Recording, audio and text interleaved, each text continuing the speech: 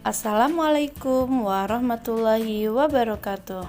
Halo anak-anak Miss yang soleh dan soleha dan hebat-hebat semuanya. Bertemu lagi kita di pembelajaran tematik. Pada pertemuan kali ini kita sudah memasuki materi tematik tema 4, subtema 3, pembelajaran 5 dan 6. Materi yang akan kita pelajari pada hari ini yaitu yang pertama, membuat cerita gambar lengkap. Yang kedua, menjelaskan akibat dari tidak menjalankan tanggung jawab. Dan yang ketiga, mengidentifikasi amanat dalam pantun. Baiklah anak-anakku, seperti biasa sebelum pembelajaran dimulai kita say basmalah bersama-sama. Bismillahirrahmanirrahim. Adik-adik yang hebat, perhatikan gambar berikut ini. Udin pandai membuat cerita bergambar atau komik. Kepandaian Udin membuat cerita bergambar karena gemar membaca. Saat liburan sekolah, Udin menggunakan waktunya untuk membuat cerita bergambar. Nah, masih ingatkah adik-adik tentang langkah-langkah yang harus kita siapkan dalam membuat gambar bercerita? Nah, kamu bisa mengingat kembali nih melalui persiapan Udin dalam membuat gambar cerita berikut ini. Yang pertama, menentukan cerita yang akan digambar. Nah, di sini Udin akan menggambar cerita tentang si pitung. Udin lalu mempelajari cerita si pitung. Udin mempelajari karakter dari tokoh-tokoh yang ada dalam cerita. Misalnya nih, si pitung merupakan sosok pemuda yang pandai mengaji dan pandai silat. Dua teman si pitung itu bernama Rais dan Ji, memiliki karakter yang baik hati, penolong, murah hati, pemberani, dan berakhlak mulia. Ada juga karakter company, yaitu jahat, egois, keras kepala, dan pemarah. Jadi kalau kita membuat gambar cerita adik-adik, kalian harus memahami karakter dari masing-masing tokoh dari cerita tersebut. Udin mempelajari alur cerita sederhana tentang si pitung. Nah, inilah alur cerita tentang si pitung. Yang pertama, alurnya adalah si pitung ini rajin mengaji dan silat. Lalu si pitung ini gemar berlatih silat bersama teman-temannya. Si pitung ini gagah berani melawan company demi membela rakyat, bangsa, dan negaranya.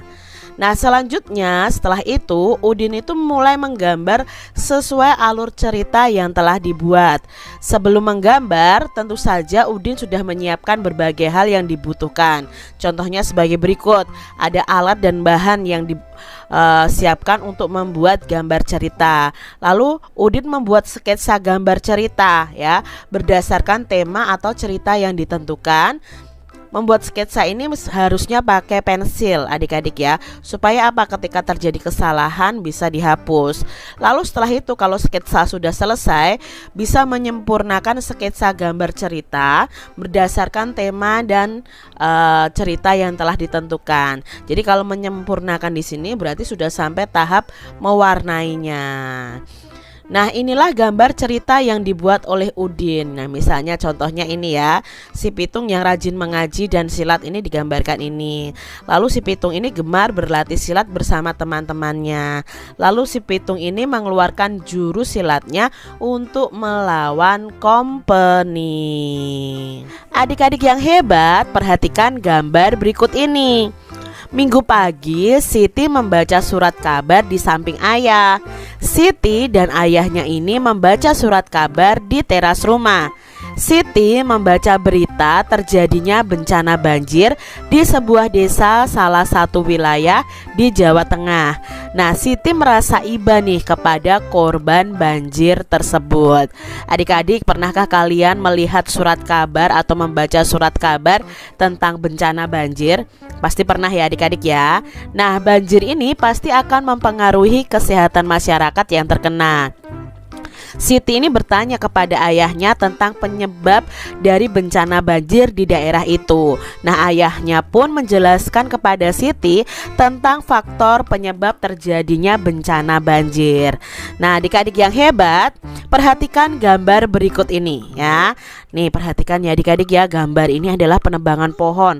Lalu ada gambar lagi ini. Ya, ini membuang sampah sembarangan ya. Nah, di sini berdasarkan gambar di atas tadi, kita bisa berikan pendapat kita tentang faktor-faktor penyebab terjadinya banjir. Nah, itu tadi ya penyebab dari banjir. Jadi adik-adik, menjaga lingkungan itu menjadi tanggung jawab segenap warga masyarakat ya. Banjir yang terjadi dalam lingkungan masyarakat itu kebanyakan akibat kelalaian warga masyarakat setempat. Nah, warga masyarakat yang tidak sadar dengan tanggung jawab menjaga kebersihan dan keamanan lingkungannya. Contohnya nih, membuang sampah di sungai. Nah, tindakan warga membuang sampah di sungai jelas akan mengakibatkan banjir di musim penghujan. Hal itu terjadi karena sampah akan menyumbat aliran air dan air akan meluap ke pemukiman penduduk. Nah, dengan adanya banjir, otomatis kesehatan lingkungan dan masyarakat pun akan terganggu. Nah, adik-adik yang hebat, itulah salah satu contoh akibat tidak adanya kesadaran warga masyarakat melaksanakan tanggung jawabnya. Banyak akibat lain yang bisa terjadi karena tidak adanya kesadaran warga masyarakat dalam melaksanakan tanggung jawabnya. Apa sajakah itu? Nah, di sini banyak bentuk tanggung jawab warga masyarakat yang harus dilakukan, misalnya menjaga kebersihan, keamanan, ketenangan lingkungan masyarakat. Bagaimana akibatnya jika tanggung jawab tersebut tidak dilaksanakan oleh warga masyarakat?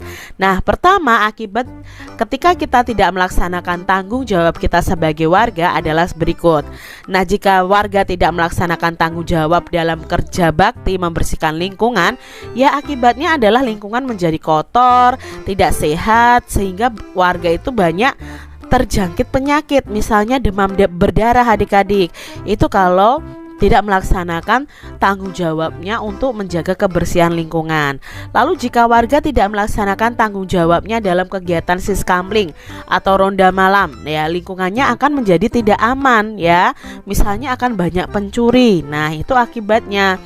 Lalu jika warga tidak menjaga ketenangan, maka lingkungan kita otomatis menjadi tidak damai, sehingga warga menjadi tidak nyaman tinggal di lingkungan tersebut. Nah, ini akibat jika kita sebagai warga masyarakat itu tidak melakukan tanggung jawab kita. Adik-adik, setiap warga masyarakat hendaknya memiliki kesadaran nih untuk melaksanakan tanggung jawabnya dalam lingkungannya.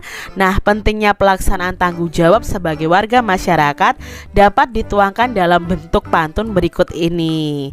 Pagi-pagi makan roti, ini semua buatan ibunya. Wahai kawan baik hati, bertanggung jawab wajib hukumnya. Minta uang langsung diberi, beli baju pasti kita senang. Bertanggung jawab bikin hati berseri, semua riang semua senang. Nah, ini ya pantun tentang pentingnya pelaksanaan tanggung jawab. Adik-adik, mari kita ingat tentang pantun. Pantun itu berfungsi untuk mengungkapkan maksud atau pikiran secara tidak langsung. Nah, oleh karena itu, pantun itu biasanya mengandung pesan. Pesan atau amanat pantun dapat dipahami dari maksud pantun itu.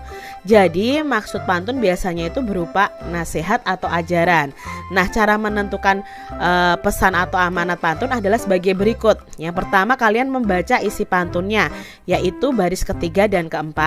Lalu pahami nih isi pantunnya dan tentukan pesan yang sesuai dengan isi pantun itu dengan bahasa kalian. Nah, cermati nih pantun tadi ya. Lalu tuliskan amanat yang terkandung dalam pantun tadi, dan setelah itu bisa kalian ceritakan kepada teman-teman kalian. Jadi amanat pantun tadi adalah mengingatkan kita agar menjadi orang yang bertanggung jawab. Selain wajib hukumnya, dengan bertanggung jawab maka akan membuat hati kita itu berseri karena telah menyelesaikan tanggung jawab kita masing-masing. Baiklah anak-anakku, alhamdulillah pembelajaran hari ini sudah selesai. Semoga video yang kalian simak tadi bermanfaat bagi kalian dan dapat menambah ilmu pengetahuan bagi kalian. Dan untuk tugas hari ini, seperti biasa, setelah kalian kerjakan, kalian foto dan kirim ke wali kelas masing-masing. Dari Miss cukupkan sekian, tetap jaga kesehatan kalian. Kurang lebihnya mohon maaf. Wassalamualaikum warahmatullahi wabarakatuh.